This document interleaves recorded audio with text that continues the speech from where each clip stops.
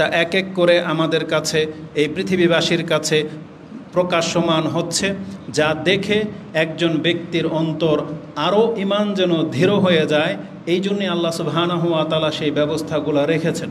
এবং এটা হচ্ছে রাসূলুল্লাহ সাল্লাল্লাহু আলাইহি ওয়াসাল্লামের মুজিজা, যে তিনি যে ভবিষ্যৎবাণীগুলো করেছিলেন তা এক এক করে পৃথিবীতে প্রকাশ পাচ্ছে। আমরা সেই সত্য রাসূলের প্রতি সালাত এবং সালাম পাঠ করি। আমরা বলি আল্লাহুম্মা সাল্লি আলাই, আল্লাহুম্মা বারিক আলাই। যেমনটাকে আপনারা জানেন যে আমাদের খুতবার চলমান বিষয়বস্তু হচ্ছে কিয়ামত ঘটিত হবে, এবং এটা চিরন্তন সত্য, এবং এটা খুব কাছাকাছি সময়ে পৌঁছে গেছে।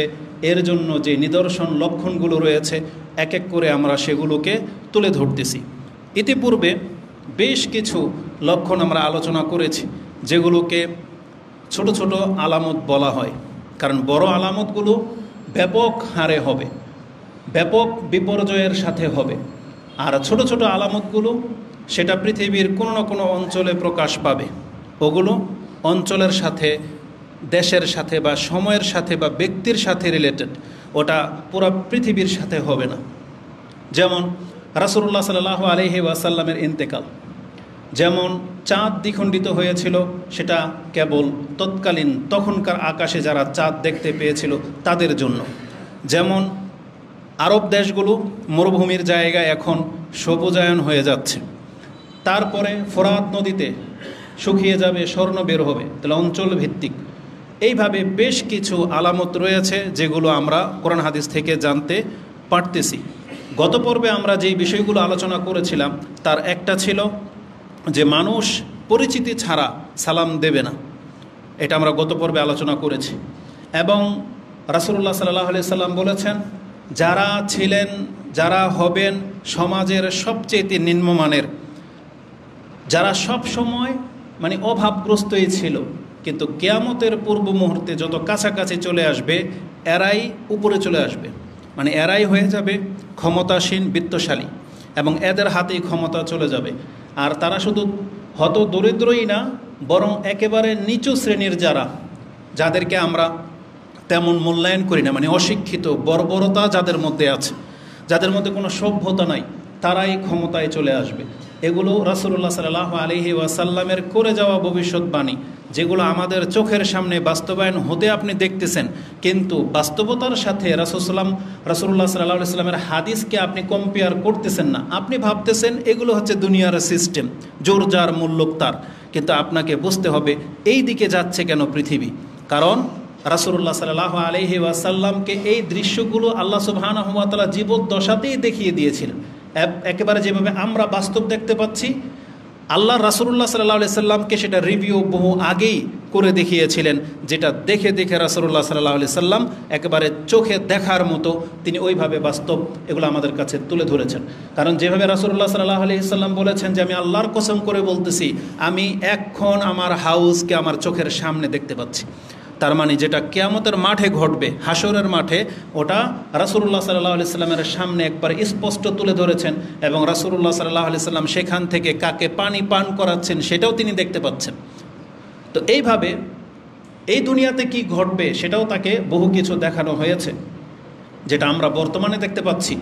কিন্তু একজন মুসলিম কি করবে, তার ধর্মের এই শিক্ষার সাথে বাস্তবতাকে যখন মিল পাবে, তখন সাথে সাথে সে লা ইলাহা ইল্লাল্লাহ বলবে, সাথে সাথে সে তার ঈমান তাজা হবে। তার একটা পাপের জীবন থেকে থাকলে সেটা তৎক্ষণাৎ যে রাসূল যে সত্য আর আমি মরে যাব, বিচার শুরু হবে, এই ঈমানটা তার জেগে যাইতে হবে।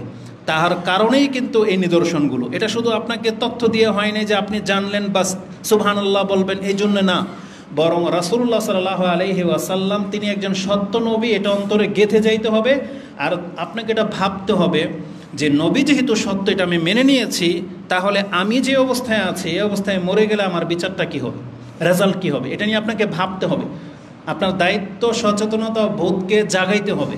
এর জন্যই কিন্তু এই কিয়ামতের নিদর্শনগুলো। কারণ এর সাথে আপনার উপদেশ নেয়া না নেয়ার একটা ব্যাপার আছে। কারণ আল্লাহ কি বলেছেন, তুমি যদি এখন না শুধরাও তাহলে তখন শুধরালে কি হবে, আশরাতুহা যে বলা হয়েছে, ফাকাদে যা আশরাতুহা, এই যে ছোট ছোট বহু নিদর্শন তো চলেই আসছে।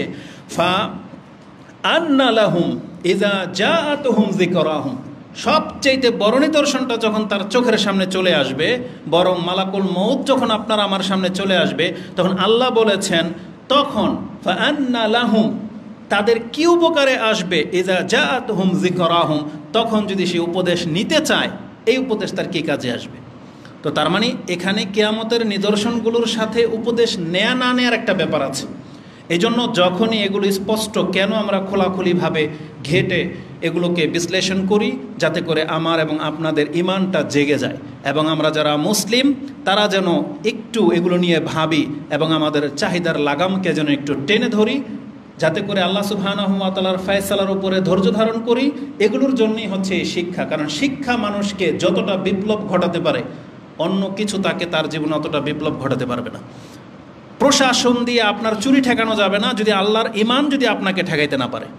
তো এই জন্য কোনো ব্যক্তিকে নামাজি হতে গেলে, কোনো ব্যক্তির সূক্ষ্ম পাপগুলো বন্ধ করতে হলে আল্লাহর প্রতি ঈমান, পরকালের প্রতি ঈমান ছাড়া বিকল্প কোনো পথ নাই। মানুষকে অন্তত পাপ থেকে বাঁচানো যাবে না কোনো প্রশাসন, কোনো সিস্টেম দিয়ে। এটার জন্য আল্লাহর প্রতি ঈমান লাগবে। এই ঈমানকে দৃঢ় করার জন্য এই ব্যবস্থাগুলো। তো রাসূলুল্লাহ সাল্লাল্লাহু আলাইহি ওয়াসাল্লাম তিনি আমাদেরকে জানিয়েছেন যে যারা হবে নিম্নমানের লোক তারাই পুঁজিপতি হয়ে যাবে, তারাই নেতা হয়ে যাবে। এটা আগামীতে আরও কত স্পষ্ট প্রকাশ পাবে তা তো জানি না, যদি আমরা বেঁচে থাকি তাহলে দেখতে পাবো। কিন্তু বর্তমানে এই হাদিসের সাথে আপনি কত মিল পাচ্ছেন। এবং রাসূলুল্লাহ সাল্লাল্লাহু আলাইহি ওয়াসাল্লাম কি বলেছেন, ইয়াতাতাওয়ালুনা ফিল বুনিয়ান, এবং তারা উঁচু উঁচু বিল্ডিংয়ের প্রতিযোগিতায় লিপ্ত হবে। যেহেতু রাসূলুল্লাহ সাল্লাল্লাহু আলাইহি ওয়াসাল্লাম তার অবস্থানে থেকে তিনি বর্ণনা করেছেন, আর তার জাতিকে তিনি ভালোই চিনেন, ভালোই দেখেছেন যে এরা বকরি চড়ানো জাতি ছিল, যারা ছিল রাখাল। আজকে তাদের এত সম্পত্তির মালিক তারা হয়ে গেছে যে এক দেশ আরেক দেশের সাথে কম্পিটিশন করে কার বিল্ডিং কত উঁচু হবে এটা নির্মাণ শুরু হয়ে গেছে। তাহলে রাসূলুল্লাহ সাল্লাল্লাহু আলাইহি সাল্লামের এই হাদিসের সাথে যদি এটাকে অন্তত আপনি জোড়া দেন, তাহলে ওই বিল্ডিংয়ের দিকে না তাকিয়ে রাসূল সাল্লামের হাদিসের দিকে আমাদের তাকানো উচিত, যে তাহলে আমাদের পরিস্থিতি এই দিকেই যাচ্ছে। তৃতীয় যে বিষয়টা ছিল, রাসূল সাল্লাম বলেছিলেন যে স্বজন প্রীতি বেড়ে যাবে। মানে যার সাথে যার দলীয়করণ বা পানা দেনার সম্পর্ক আছে তাদেরকেই প্রাধান্য দেওয়া হবে। অন্য কোনো ব্যক্তি যোগ্যতায় থাকলেও তাকে সেই দায়িত্ব দেওয়া হবে না, শুধুমাত্র তার পরিচিতি হওয়ার কারণে। এটা হচ্ছে স্বজনপ্রীতি যেটাকে বলে। যেমন রাসূলুল্লাহ সাল্লাল্লাহু আলাইহি ওয়াসাল্লামকে বলা হয়েছিল যে ইয়া রাসূলুল্লাহ, অমুককে আপনি এই দায়িত্ব দিয়েছেন, তাহলে আমাকে আপনি কোনো একটা দায়িত্ব দেন। তখন রাসূলুল্লাহ সাল্লাল্লাহু আলাইহি সাল্লাম এই কথাটা বলেছিলেন, আজকে তো আমি স্বজনপ্রীতি করতেছি না, আজকে তো আমি যোগ্যতার ভিত্তিতে দিচ্ছি, কিন্তু আজকে তুমি আমার পরিচিত সাহাবী বিদায় আমি যদি আজকে তোমাকে দিয়ে দিতাম, এটা ছিল স্বজনপ্রীতি। কিন্তু রাসূল কি বলেছেন, আমার পরে খুব শীঘ্রই তোমরা দেখতে পাবে স্বজনপ্রীতি শুরু হবে। যেটা তুমি এখন চাচ্ছ এটা খুব আমার পরে শুরু হবে। যে যাকে চিনে সেই ভিত্তিতে তাকে দায়িত্ব দিয়ে দেওয়া হবে, যোগ্যতার ভিত্তিতে দেওয়া হবে না। এবং সেই হাদিসে আমাদের জন্য একটা সতর্ক করা হয়েছিল। ওসাইদ ইবনে হুদায়ের তিনি বলছেন, আন্না রাজুলান মিনাল আনসার, আনসারদের মধ্য থেকে একজন সাহাবী বলেছিল, কালা ইয়া রাসূলুল্লাহ ইস্তামালতা ফুলানান, অমুক ব্যক্তিকে এই দায়িত্ব দিয়েছেন, ওয়ালাম তাস্তামিলনি, আপনি আমাকে কোনো দায়িত্ব দিলেন না বা দিবেন না।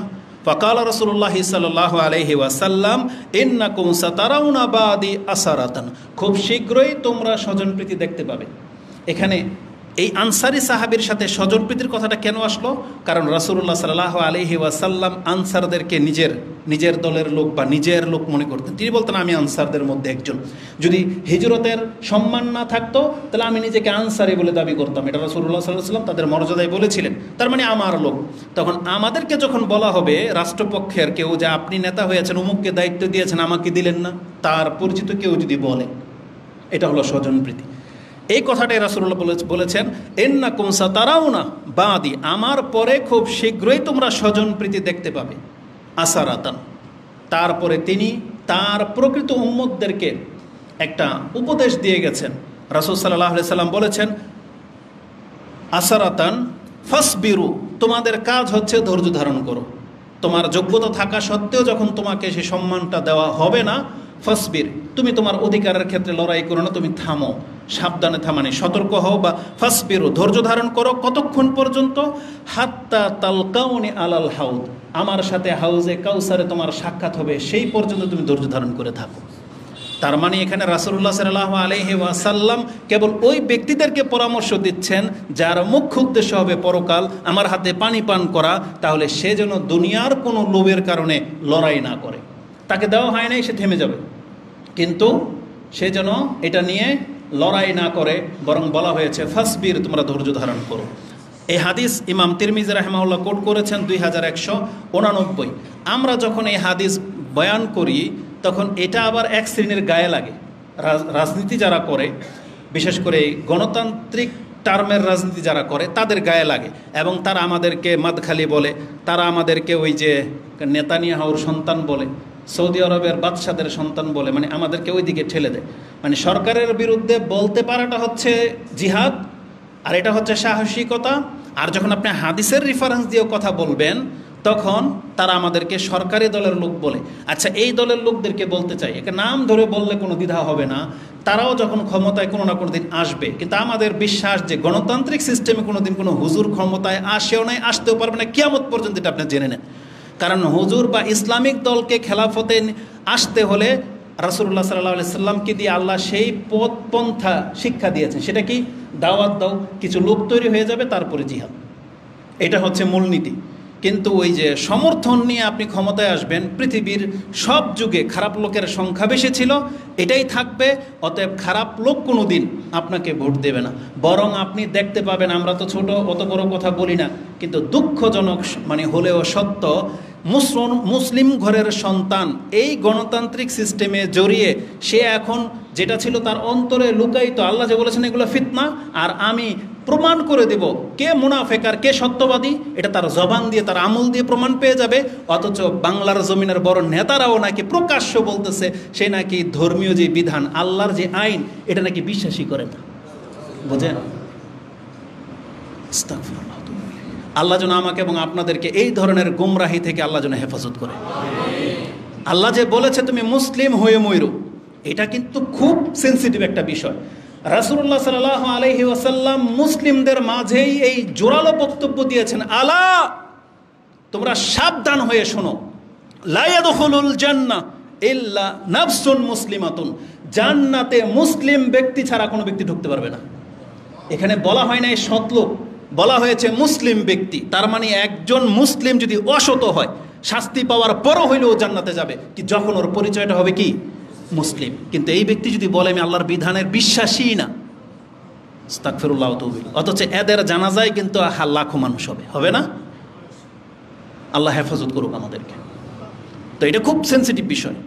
তো রাসূলুল্লাহ সাল্লাল্লাহু আলাইহি ওয়াসাল্লাম বলেছেন, না, বরং তুমি ধৈর্য ধারণ করো, তুমি এদের সাথে গা ভাসিয়ে দিও না যে তুমি মুসলিম। মুসলিমের ব্যাপারটাই হবে কিয়ামতের মাঠে ভিন্ন, যেখানে একটা কাফের বলবে যে রুবামা ইয়াওয়াদ্দুল্লাযিনা কাফারু লাউ কানু মুসলিমিন, হায় আমার দুর্ভোগ, দুনিয়াতে আমি পুঁজিপতি বা রাষ্ট্রের মালিক না হয়ে যদি মুসলিম হইতাম। এটা বলবে, যেটা আপনি সূরা হিজর 15 নম্বর সূরার একবার শুরুতেই পেয়ে যাবেন, 2 নম্বর আয়াতই হচ্ছে এটা। তো আমরা ওদিকে যেতে চাচ্ছি না, আমরা শুধু আপনাদেরকে সতর্ক সাবধান করতেছি, আল্লাহর প্রতি অন্তরটাকে ঝুঁকান। কিছু পান বা না পান, মরবো তো আমরা সবাই, কিন্তু আল্লাহর দিকে ঝুঁকেন। এটা আর সময়ই এখন, নাহলে আমাদের আর কোনো কিছু নাই এই পাওয়ার মতো পৃথিবী থেকে। এই ঈমানটাকে ধরে নিয়ে মরতে পারলেই কামিয়াব। তো রাসূলুল্লাহ সাল্লাল্লাহু আলাইহি সাল্লাম বলেছেন এই স্বজন প্রীতি শুরু হবে, এগুলো শুরু হয়েই গেছে বহু আগে থেকে। তারপরে রাসূলুল্লাহ সাল্লাল্লাহু আলাইহি সাল্লাম বলেছিলেন মার্কেট, বাজারগুলো অত্যন্ত নিকটে চলে আসবে, মানে একবার হাতের নাগালে চলে আসবে, বরং বাজার আপনার ঘরে ঢুকে যাবে। এমন এটা রাসূল বলে গেছে। চিন্তা করতে পারেন, যেই সময় এটা বলেছেন, যেই সময় একটা পর্যায়ে ছিল 10-20 বছর আগেও আমাদেরকে বাজার করতে গেলে সপ্তাহে একদিন হাটে যেতে হতো। কোনোদিন ওই হাটওয়ালারা কি কোনোদিন ভাবতেও পেরেছে যে হাট প্রথা একদিন মানে বিলুপ্ত হয়ে যাবে এবং এই হাটে যা পাওয়া যায় এটা তার ঘরে ঢুকে যাবে, ঘরে বসে বসে অর্ডার করবে? এটা হইতে পারে? এটা মানুষ কোনোদিন ভাবতেও পারে নাই। কিন্তু রাসূলুল্লাহ সাল্লাল্লাহু আলাইহি সাল্লাম তিনি কিভাবে বলেছেন এই কথা, ওয়াতাকারাবুল আসওয়াক, মার্কেটগুলো, বাজারগুলো একবারে নিকটে চলে আসবে। এটা গত পর্বে আমরা আলোচনা করেছিলাম। এই রিলেটেড আরেকটা হাদিস যেটা ইমাম নাসাই কোট করেছেন 4465, তাতে রাসূলুল্লাহ সাল্লাল্লাহু আলাইহি ওয়াসাল্লাম বলেছেন ইন্না মিন আশরাতিস সাআ, নিশ্চয়ই এটা হচ্ছে কিয়ামতের একটা নিদর্শন, আইয়াফশু আল মাল ওয়া ইউকসির ওয়ায়াকসুর, মাল সম্পদ এত বেশি হবে এবং এটা উপচে পড়বে, মানে অনেক বেশি হবে মাল। একজনের অ্যাকাউন্ট ব্যালেন্স চেক করলে বোঝা যাবে যে কার কত রিজার্ভ আছে, মানে এত বেশি সম্পদ মানুষের হয়ে যাবে। আমরা তো আসলে ভাবতেও পারি না যে মানুষ, আপনি ওই আপনার সোসাইটির বিল্ডিংগুলো দেখেন, তাতে বুঝতে পারবেন এক একজন মানুষ কত টাকার মালিক। যেখানে হাউজিং এরিয়াগুলো আছে, এক একটা বিল্ডিং বানাতে জায়গা সহ বিল্ডিং বানাতে 5 কোটি টাকার একটা ব্যাপার। এখানে শত শত বিল্ডিং আছে, তার মানে এখানে যতগুলো মালিক সব কোটিপতি। তার মানে কিভাবে মানুষ টাকা সম্পত্তির মালিক হয়ে যাচ্ছে, কিন্তু তারপরও মনে হচ্ছে যে কম, তাই না? অথচ এক একজন সব কোটিপতি। তো রাসূলুল্লাহ সাল্লাল্লাহু আলাইহি সাল্লাম বলেছেন ওয়াকসুর, অনেক বেশি সম্পদশালী হয়ে যাবে। এবং চতুর্থ যে লক্ষণটা কি, ওয়াতাবশুত তিজারা, ব্যবসা একবার ডাল ভাতের মতো সহজ হয়ে যাবে। যেই বিজনেসের জন্যে মক্কা বা মদিনা থেকে সিরিয়াতে হিজরত করতে হয়েছিল, সফর করতে হয়েছিল, সেই বিজনেস আপনাকে সফর করতে হয় না, বরং চায়না আমেরিকা থেকে ইনপুট করতে পারবেন শুধু একটা ক্লিকে। একটা অর্ডার আপনি এখান থেকে করে দিবেন, ওখানে যাওয়া লাগবে না আপনার, আপনার ওখানকার সম্পদ আপনার গোডাউনে পৌঁছে যাবে। এতটা সহজ হয়ে গেছে। ওয়াফশুত তিজারা বলা হয়েছে বিজনেস একবারে প্রকাশ্যমান হয়ে যাবে, যেটা আপনি এখন বুঝতে পারতেছেন বর্তমানে, আমাকে আর এটা ব্যাখ্যা করে আপনাকে বোঝাতে হবে না। তো এই হাদিসটি ইমাম নাসাই 4465 রয়েছে। আজকের বিষয় হচ্ছে এখান থেকে শুরু। এই যে বলা হয়েছে যে কিয়ামতের কাছাকাছি সময় আপনি বুঝতে পারবেন যে হয় কিয়ামত তার বেশি দিন বাকি নেই। কখন কি দেখলে? যেমন আপনি এখন বুঝতে পারতেছেন বাহিরের আলো দেখে যে সূর্য উঠেছে, তাই না? অন্ধকার দেখলে আপনি বুঝতে পারেন যে বৃষ্টি ঝরবে, বা দূরে তাকালে বুঝতে পারেন যে ওখানে বৃষ্টি হচ্ছে, খুব দ্রুত আপনি প্রস্থান করতেছেন। কেন? কিছুক্ষণের মধ্যেই বৃষ্টি চলে আসবে। তাহলে লক্ষণ দেখে যখন কিছুর মেজর করা যায়, তখন আল্লাহ সুবহানাহু ওয়া তাআলা এই নিদর্শনগুলো রেখেছে যে বান্দা তোমার চোখের সামনে যখন এগুলো ঘটবে, তুমি আর দেরি করো না, তুমি যা গুছানোর গুছায় নাও, কারণ কিয়ামত কিন্তু তোমার ধার প্রান্তে।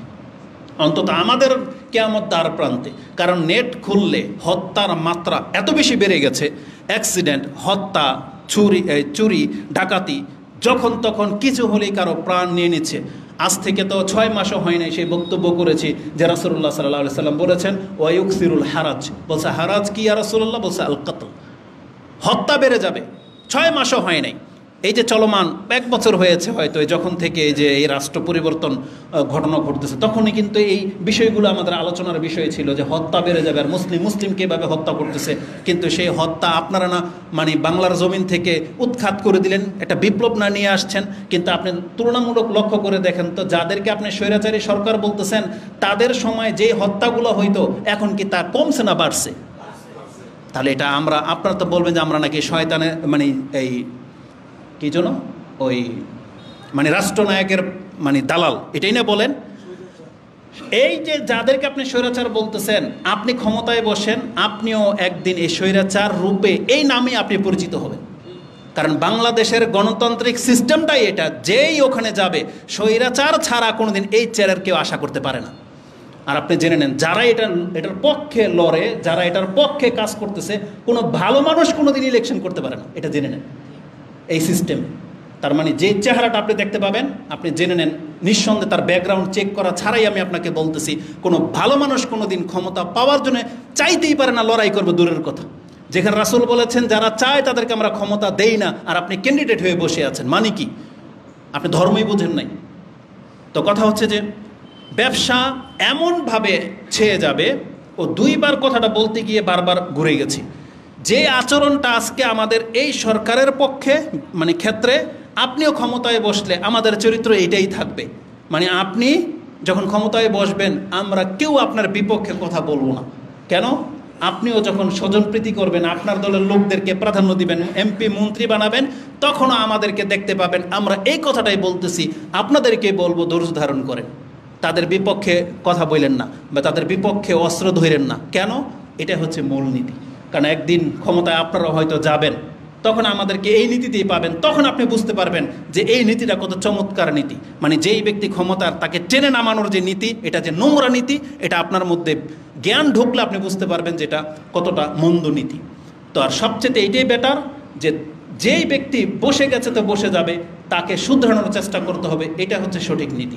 আল্লাহদেরকে বুঝদান করুন, আমিন। তো রাসূলুল্লাহ সাল্লাল্লাহু আলাইহি সাল্লাম বলেছেন ব্যবসা আম হয়ে যাবে, এটা ভালো কিছু, কিন্তু এর সাথে কিয়ামতের লক্ষণ কি? রাসূলুল্লাহ সাল্লাল্লাহু আলাইহি ওয়াসাল্লাম বলেছেন যে ব্যবসাটা এত আম হয়ে যাবে। এটার আরেকটা হাদিস রয়েছে, রাসূলুল্লাহ সাল্লাল্লাহু আলাইহি ওয়াসাল্লাম বলেছেন ওয়াতাবশুত তিজারা, এটা মানে ব্যবসাটা একবারে সহজলভ্য হয়ে যাবে। যার ফলে কি হবে? হাত্তা তুইনুল মারআতু যাওজাহা আলা তিজারা, ব্যবসা এতটা আম হয়ে যাবে, সাধারণ হয়ে যাবে যে ঘরের স্ত্রীরাও তার স্বামীদের সাথে ব্যবসায় নেমে যাবে। তার মানে ব্যবসা তো পুরুষদের কাজ ছিল, কিন্তু রাসূল বলেছেন এই ব্যবসাটা এত বেশি সহজলভ্য হয়ে যাবে যে তার স্ত্রীও ব্যবসায় এত লাভবান বা এত ব্যস্ততা বেড়ে যাবে যে ঘরের স্ত্রীরাও তাদের স্বামীদের সাথে কি করবে? এই ব্যবসায় অংশ নেবে। এটা রাসূল বলেছেন।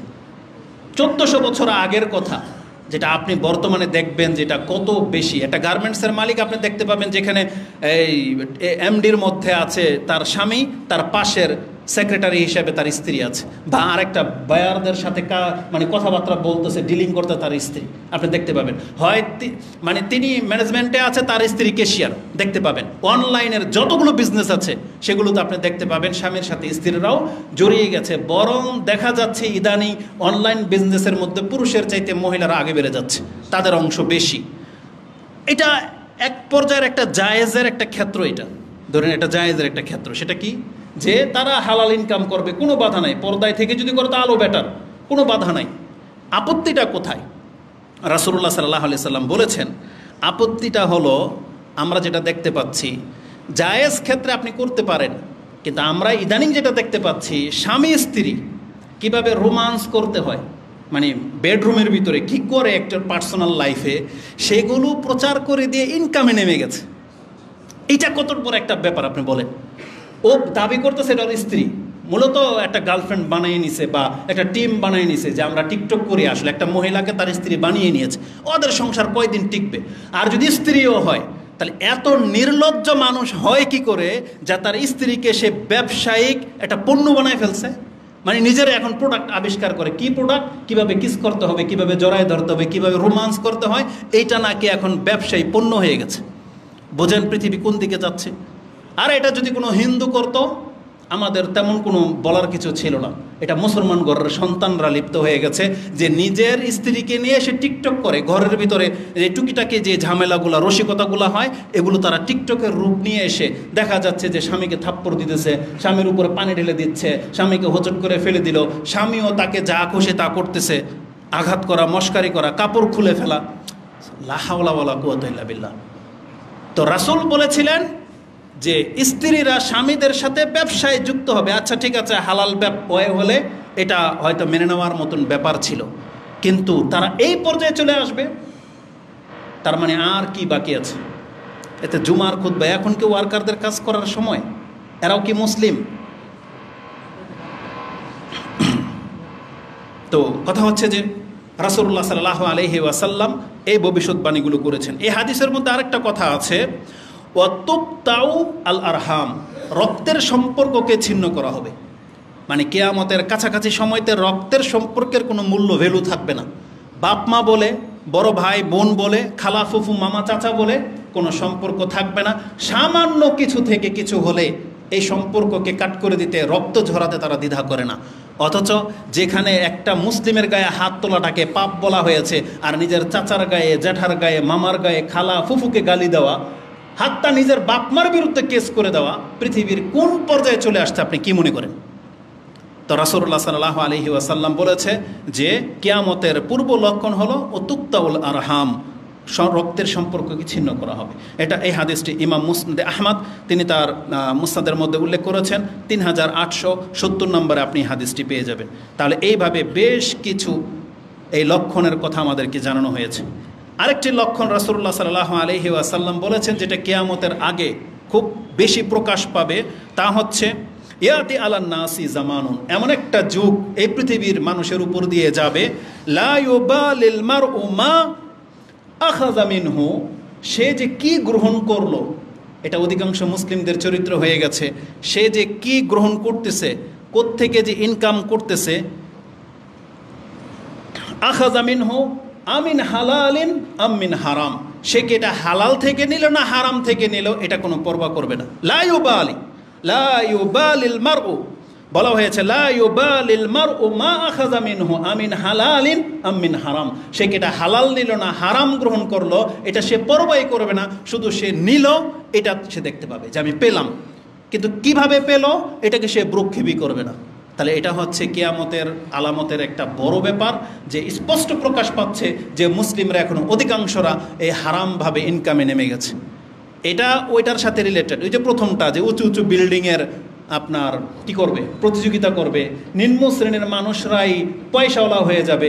তাহলে যেই ব্যক্তির যোগ্যতা নাই, শিক্ষাগত যোগ্যতা নাই, ভালো কোনো কর্ম করে না, এমন একজন ব্যক্তি রাতারাতি কীভাবে কোটিপতি হয়ে গেল, এটা হালাল ওয়েতে হবে কোনোদিন সম্ভব?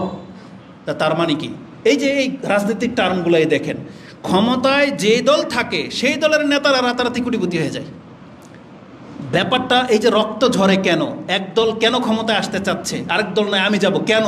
কারণ এই ফিল্ড মানে অনেক বড় ব্যাপার। যেমন মুসা আলাইহিস সালাম যেটা করে নাই, ফেরাউনের যে রাজত্ব ছিল, মুসা কিন্তু পাল্টা নদী সমুদ্র পার হয়ে কিন্তু আবার ফেরাউনের রাজ্য দখল করতে যায় নাই। কিন্তু আমাদের চরিত্র হচ্ছে এটা, যে ফেরাউন তো চলে গেছে, ফেরাউনের সেই কোঠাগুলো তো খালি, এখন এই কোঠাগুলোর মধ্যে গিয়ে আমরা বসবো, এই জন্য না লড়াই চলতেছে।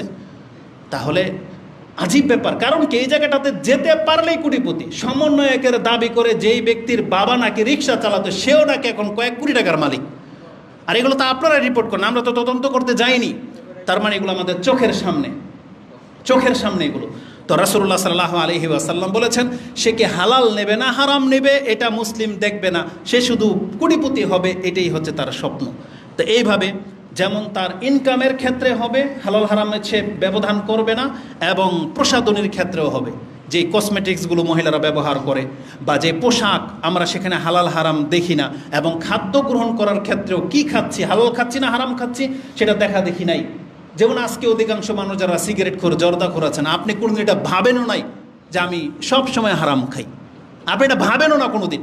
আপনি মনে করেন এটা একটা মানে হয় জায়েজ, এরকমই মন্দ জিনিস, কিন্তু এটা হারাম খাচ্ছেন আপনি, বিবেক আপনাকে নাড়া দেয় না কখনো যে আমি এটা হারাম খাচ্ছি। সুদখোর কোনোদিন এটা হারাম হিসাবে খায় না, সেটাকে হালালের মতো করে খাচ্ছে। তো রাসূলুল্লাহ সাল্লাল্লাহু আলাইহি ওয়াসাল্লাম তিনি কি বলেছেন, সামিআতু নবী সাল্লাল্লাহু আলাইহি ওয়াসাল্লাম ইয়াকুল লা ইয়াকুনান্না মিন উম্মতি আকওয়ামান, অবশ্যই আমার জাতির মধ্যে, আমার উম্মতের মধ্যে এমন জাতিদের আবির্ভাব ঘটবে, ইস্তাহিল্লুনাল হিররা ওয়াল হারির, যারা জেনাকে, পরক্রিয়া করা জেনাটাকে এবং রেশমটাকে তারা হালাল করে নেবে।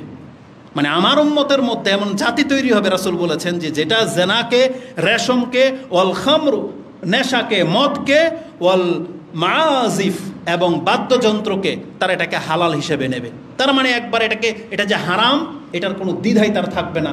আজকে এমন কোন ঘর বাকি আছে যে ঘরে মিউজিক বাজে না?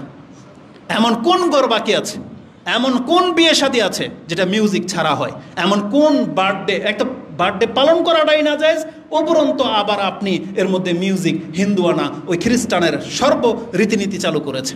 এমন কোনো বিয়ে শাদী হয় না মিউজিক ছাড়া। আর আজকালকার পোলাপান, মুসলিম ঘরের পোলাপান এমন এমন রীতিনীতি বিয়ে শাদীতে চালু করেছে যেটা হিন্দু খ্রিস্টানের ধর্ম আপনি পাবেন না আপনি, যে কত নোংরামিতে তারা লিপ্ত হয়েছে। তো রাসূলুল্লাহ সাল্লাল্লাহু আলাইহি ওয়াসাল্লাম বলেছেন যে আমার উম্মতের মধ্যে একটা জাতি তৈরি হবে যারা নেশাকে, জেনাকে, বাদ্যযন্ত্রকে এবং রেশমকে তারা একটা হালালের মতো করে ব্যবহার করবে। এটা ইমাম বুখারী রাহিমাহুল্লাহ কোট করেছেন, যেটা 5590। এর শাস্তিটাও তার পরের হাদিসে বা কাছাকাছি হাদিসে আছে। জানেন এদেরকে কি করা হবে? এদেরকে রাসূলুল্লাহ সাল্লাল্লাহু আলাইহি সাল্লাম বলেছেন যে রাত্রে তারা ঘুমাবে, দূর দূর থেকে সফর করে আসবে, রাত্রে তারা ঘুমাবে, তাদের কাছে এই ভিক্ষুকরা আসবে সন্ধ্যাবেলা কিছু চাইতে, তারা বলবে যে আজকে না, যা কালকে আইসো।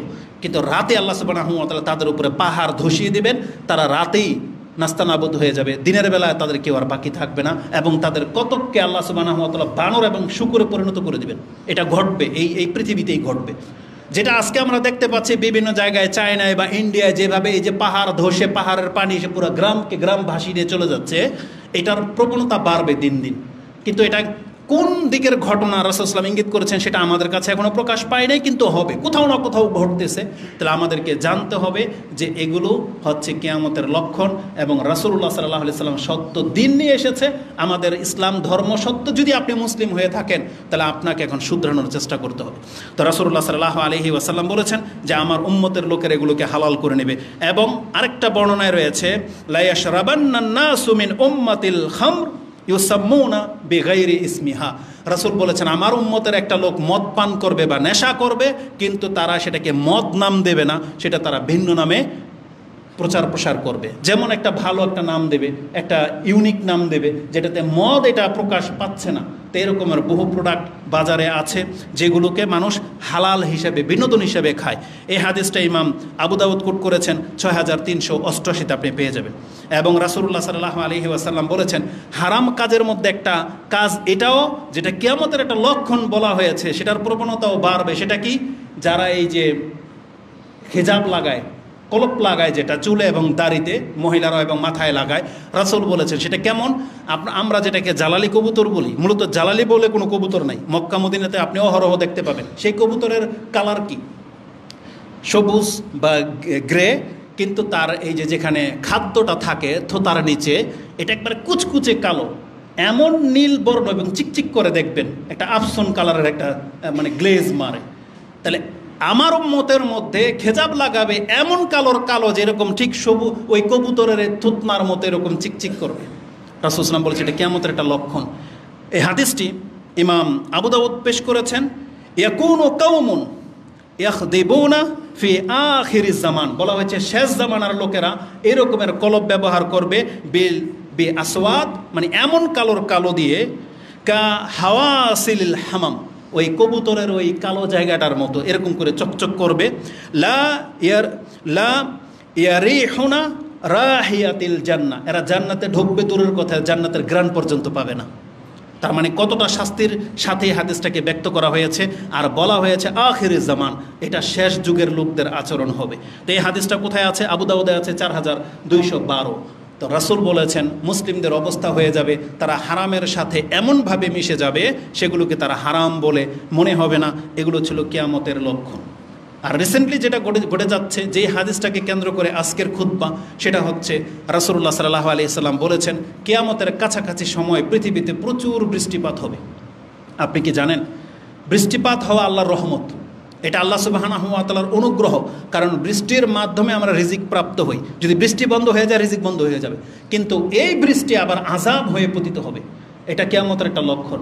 রাসূলুল্লাহ সাল্লাল্লাহু আলাইহি ওয়াসাল্লাম তিনি বলেছেন, আনাবি হুরায়রাতা আন্না রাসূলুল্লাহি সাল্লাল্লাহু আলাইহি ওয়াসাল্লাম ক্বালা লাইসাতিস সানাতু বিআল্লাহ তুমতার, বৃষ্টি না হওয়ার কারণেই শুধু দুর্ভিক্ষ হয় না, বরং দুর্ভিক্ষটা বৃষ্টি না হলে যেমন হয়, এটা শুধু বৃষ্টি না হওয়ার কারণেই দুর্ভিক্ষ হবে না। দুর্ভিক্ষ মানে কি?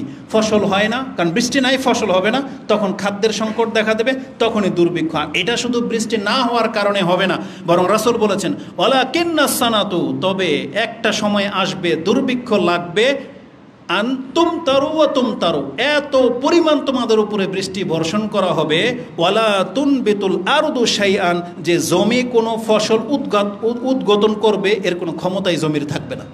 তার মানে জমিন তার উর্বরতা হারাবে, জমিনে সবসময় পানি ডুবে থাকবে, জমিনে কোনো ফসল হবে না, ধান, কোনো সবজি, কোনো কিছুই হবে না। আর যদি এটা এক বছর যদি কোনো দেশের রাষ্ট্রের জমি যদি পানির নিচে ডুবে থাকে, তার পরের বছর দেখেন আপনার অবস্থাটা কী হয়। এক বছরে যখন আমাদের সমস্ত রিজার্ভ খাদ্যের গোডাউনগুলো সব খালি হয়ে যাবে, তার পরের বছর বুঝতে পারবেন যে দুর্ভিক্ষ কী জিনিস। আর এটার ভাব আপনি এখন দেখতে পাচ্ছেন। আপনার যারা নেট খোলেন দেখতে পাচ্ছেন চায়নাতে কি পরিমাণ বৃষ্টি হয়েছে, ইন্ডিয়াতে হচ্ছে, পাকিস্তানের একটা অঞ্চলে হচ্ছে, ইউরোপগুলোর দেশগুলোর মধ্যে হচ্ছে। আপনি কি মনে করেন এই বাংলাদেশের প্রভাব পড়বে না? তো আমরা আল্লাহর কাছে এই অনিষ্ট থেকে আল্লাহর কাছে আশ্রয় চাচ্ছি। আল্লাহ তুমি আমাদেরকে হেফাজত করো। যেহেতু রাসূলুল্লাহ সাল্লাল্লাহু আলাইহি ওয়াসাল্লামের ওয়াদা সত্য, আর আল্লাহ সুবহানাহু ওয়া তাআলার মাধ্যমে তিনি এটা বলেছেন, যেহেতু আল্লাহ সুবহানাহু ওয়া তাআলা তিনি এটাকে জানিয়েছেন, অতএব এটা মিথ্যা হইতে পারে না, অতএব আমাদেরকে ভয় করা উচিত। কারণ রাসূলুল্লাহ সাল্লাল্লাহু আলাইহি ওয়াসাল্লাম বলেছেন আনতুম তারু ওয়া তুমতারু ওয়ালা তুনবিতুল আরদু শাইআন, এমনকি এই জমির মধ্যে এত পরিমাণ পানি বৃষ্টি রিজার্ভ করে দেবে যে সেখানে জমিন আর কোনো ফসল উদ্গত হবে না, যার ফলে দুর্ভিক্ষ দেখা দেবে। এটা ইমাম মুসলিম কোট করেছেন কিতাবুল ফিতনার অধ্যায় 7183 নম্বর এই হাদিসটি রয়েছে। এবং মুসনাদে আহমদে বর্ণনা করা হয়েছে এটা হচ্ছে কিয়ামতের একটা লক্ষণ। রাসূল বলেছেন লা তাকুমু সাআতু হাত্তা ইউমতারুন নাসু মাতারান আম্মাতান, এমন একটা বছর এমন পরিমাণ বৃষ্টিপাত হবে, ওই বৃষ্টিপাত না হওয়া পর্যন্ত কিয়ামত হবে না। তাতে কি হবে? ওয়ালা তানবুতাল আরদু শাইআন, যার ফলে জমি কোনো ফসল আমাদেরকে দিতে পারবে না। আর যখনই জমির ফসল বন্ধ হয়ে যাবে তখনই পৃথিবীতে দুর্ভিক্ষ দেখা দেবে। এটা ছিল আজকের খুতবার সর্বশেষ পয়েন্ট, যে অধিক বৃষ্টিপাত এটাও একটা আল্লাহর আযাব। আর যেটা আমরা লক্ষ্য করতে পারতেছি যে এই বৃষ্টির কারণে কত অঞ্চল ডুবে যাচ্ছে এবং বন্যার মুখোমুখি আমাদেরকে হতে হচ্ছে। অতএব আল্লাহর কাছে আমাদেরকে আশ্রয় চাইতে হবে। রাসূলুল্লাহ সাল্লাল্লাহু আলাইহি ওয়াসাল্লামের ভবিষ্যৎবাণীগুলো যদি আপনি একটু পড়তেন বা লক্ষ্য করতেন, একটা হাদিস চোখে পড়লো, তা আমি গুগলে সার্চ দিলাম, দেখতে পেলাম মদিনা থেকে তাবুক যুদ্ধ যখন হয়েছে রাসূল সাল্লাল্লাহু আলাইহি ওয়াসাল্লাম সেখানে গিয়েছেন এবং সেখানে পানি ছিল না। রাসূলুল্লাহ সাল্লাল্লাহু আলাইহি ওয়াসাল্লাম সেখানে বলেছিলেন মুয়াজ বিন জাবালকে, তুমি যদি বয়স বেশি পাও তাহলে দেখতে পাবে আজকে যেখানে পানি পাওয়া যাচ্ছে না এটা একদিন বাগান হয়ে যাবে। আর সুবহানাল্লাহ, আপনি দেখতে পাবেন সৌদি আরবের সবচেয়ে বড় বাগান আর্টিফিশিয়াল বানানো হয়েছে সেটা তাবুকেই। আশ্চর্য লাগলো আমার কাছে বিষয়টা। রাসূলুল্লাহ সাল্লাল্লাহু আলাইহি ওয়াসাল্লাম আজ থেকে 1400 বছর পূর্বে বলে গেছেন, ইশারা করে গেছেন যে এই জায়গাটা এক সময় বাগানে পরিণত হবে। আর আজকে দেখেন, আপনি গুগলে সার্চ দিবেন, কত শত হেক্টর জমিকে নিয়ে ওখানে চাষাবাদ করা হয়। সবুজ, ওই জায়গাটা সবুজ, গোল গোল বৃত্তের মতো। আপনি গুগলে সার্চ করলে গুগল 3D আর্থের মাধ্যমে আপনি দেখতে পাবেন। এটা আমি দেখলাম, এটা তাবুকে রয়েছে। সুবহানাল্লাহ। তাহলে এগুলো হচ্ছে কিয়ামতের আলামত। এগুলো জানার পরেও এখনও কি রাসূলুল্লাহ সাল্লাল্লাহু আলাইহি ওয়াসাল্লাম বলেছেন বা আল্লাহ বলেছেন হাল ইয়ানজুরুন, তারপরও তারা অপেক্ষায় থাকবে তওবা করা থেকে, তারপরও তারা সালাত আদায় করা থেকে বিলম্ব করবে, পর্দা করা থেকে নিজেকে মুখ ফিরাবে এবং ডাইরেক্ট বলবে আমি আল্লাহর বিধান মানি না। এরপরেও আল্লাহ সুবহানাহু ওয়া তাআলা আমাদেরকে বোঝার তৌফিক দান করুন। আকুলু লিকাউলি হাযা আস্তাগফিরুল্লাহ লি ওয়া লাকুম ওয়া লিসাইরিল মুসলিমিন ফাস্তাগফিরু ইন্নাহু হুয়াল গফুরুর রাহিম।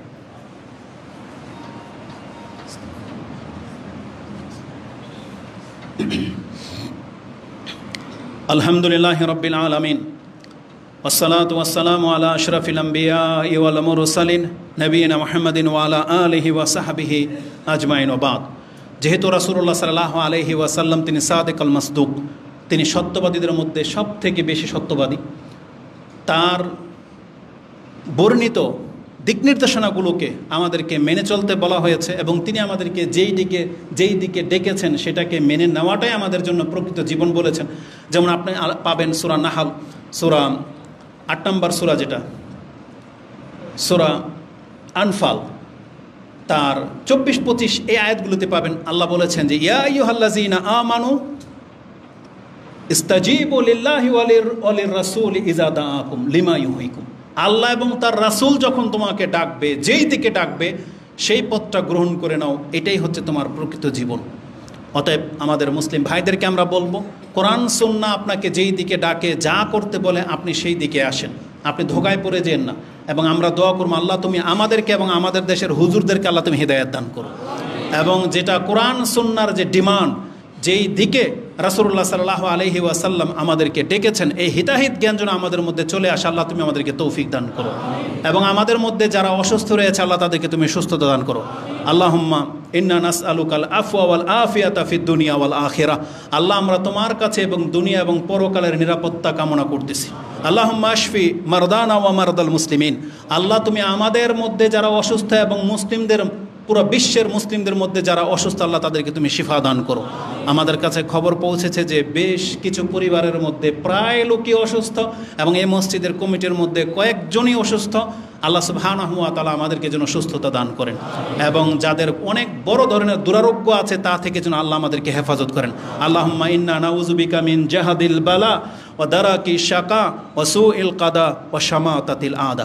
আল্লাহ আমরা তোমার কাছে মারাত্মক বেদি থেকে তোমার কাছে আশ্রয় চাচ্ছি। আল্লাহ তুমি আমাদেরকে হেফাজত করো, এবং যে ওয়াদা রাসূল করেছেন আল্লাহ আমাদের বাংলাদেশের মুসলিমকে আল্লাহ এই ধরনের বিপর্যয় ফিতনা থেকে আল্লাহ তুমি হেফাজত করো, এবং কিয়ামত পর্যন্ত আমাদের উপরে তুমি নিরাপত্তাটাকে বিধিবদ্ধ করে দাও, এবং আমাদের দ্বারা এই বাংলার জমিনে ইসলাম কায়েম করার মতো এমন কিছু সন্তান আল্লাহ তুমি তৈরি করে দাও যারা এই দিনকে প্রতিষ্ঠিত করবে, এবং নিন্দুকের নিন্দা থেকে, হিংসুকের হিংসা থেকে আল্লাহ তুমি আমাদেরকে হেফাজত করো, আমাদের এই মানহাজকে হেফাজত করো, এবং যেটা সঠিক পথ আল্লাহ আমাদেরকে মরার আগে হলেও সেই পথে চলার তৌফিক দান করো। আমিন ইয়া রাব্বাল আলামিন। সুবহানাকাল্লাহুম্মা রাব্বানা বিহামদিকা আশহাদু আল্লা ইলাহা ইল্লা আনতা আস্তাগফিরুকা ওয়া আতুবু ইলাইক। ইবাদাল্লাহ রাহমাকুমুল্লাহ, ইন্নাল্লাহা ইয়া'মুরুকুম বিল আদলি ওয়াল ইহসান ওয়া ইতা'i যিল কুরবা